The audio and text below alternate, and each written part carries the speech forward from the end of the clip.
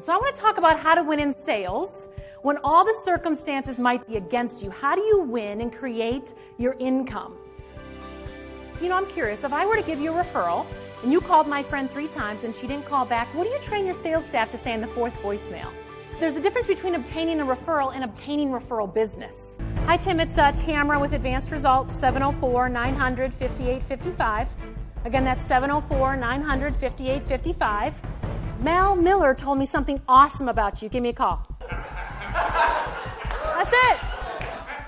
I did a class 2 months ago, and a guy in there, in sales, 25 years, threw up before he made a phone call. I mean, I'm like, do you do this every day?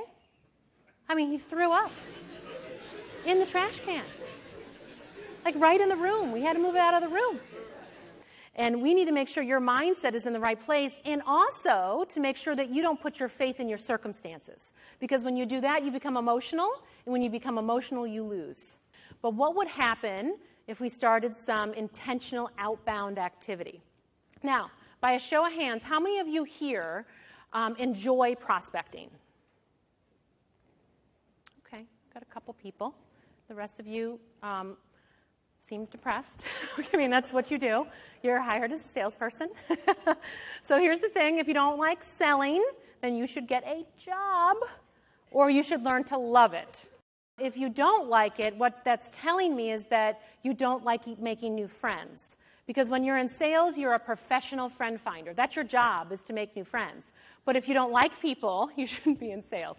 So I'm not a big believer in motivation. I'm a believer in modeling, which means finding people that already have the result you desire and mimicking them. If you don't like prospecting and I show you these cool techniques of getting through gatekeepers or some things that really work, you won't receive it because you don't like it. So how many of you here enjoy prospecting? Okay, so let's just try that again. It's called fake it till you make it, which means I'm just going to say it and then I'm going to make you believe it. So how many people here love prospecting? Woo! All right, we are in a sales conference now. Excellent. If you used to believe that prospecting it just wasn't your thing, when we're done here in 90 minutes, I'm going to show you that it's going to be your thing. What is one skill, if you were absolutely excellent at it, would help you increase your income the most? What is that one skill for you? Do you like accountability? I'm going to convince you that you do, because people that are really successful have accountability. The majority of people I run into, though, they just have intentions. I want to make more money this year than I did last year. There's a problem with that, though, because what if I give you $5? You will have reached your intention, but I bet you're not going to be very satisfied. If you create a system for yourself to be successful and you know exactly who to call, when to call, what to say, those things are going to make you more money. Vertical means up. You want to be referred to the rich people. Yes, wouldn't that be better? Isn't it better to insure bigger companies, multiple locations, than just a single unit? Yes? Yes, okay. So we need to ask for that.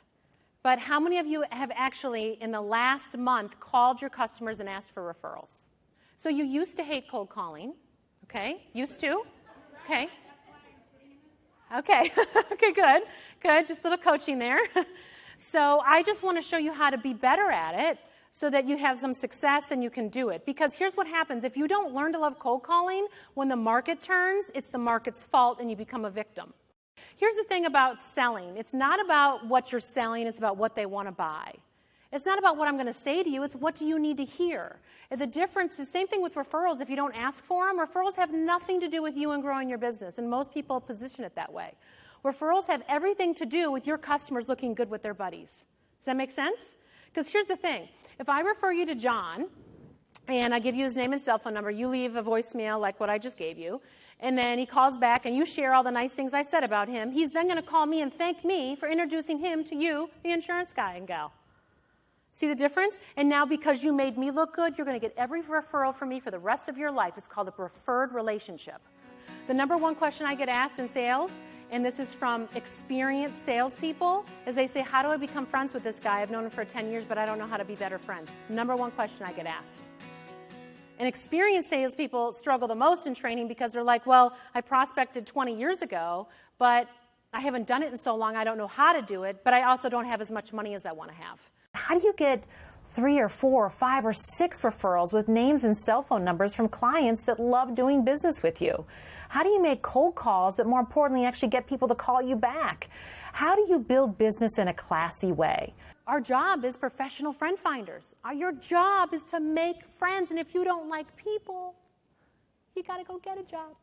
Well, it's not about who you know, it's about who wants to know you. That's the shift today. Here's the difference. Here's what I want to do. I want to be that person for you when you have that voice in your head that say, no, I don't have to prospect. I've made it so far without. I want to kill that voice because that's preventing you from making more money, right? That little voice in your head, yeah, I love it. Nope, but it sucks. We need to kill that voice, and we need to put new voices in your head. And then what I want to do is when you're walking from the plate to the dugout, I want to make sure that I'm opening up a big, wide door for you to walk through so that you don't strike out as much. Let's make some phone calls.